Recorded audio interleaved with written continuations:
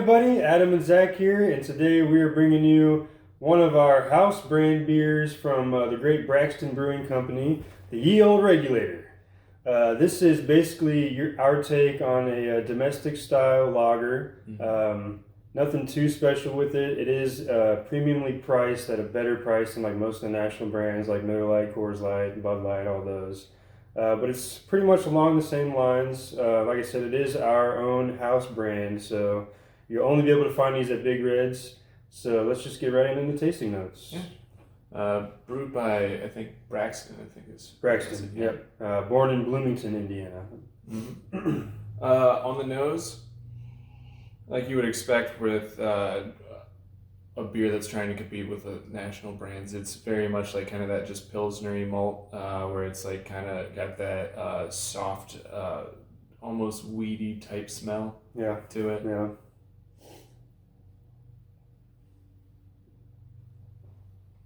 That's a beer.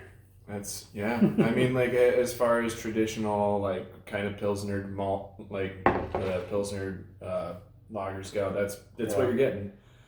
It's like a beer that you got at a baseball game. I don't know how many of you guys go to baseball games, but you go to a baseball game, come back, sit down in your seat, you got a nice little frosty beer there. Yeah, this is what that is, basically. Springtime, fun, classic, good beer. Outdoor patio pounder, as we like to call them.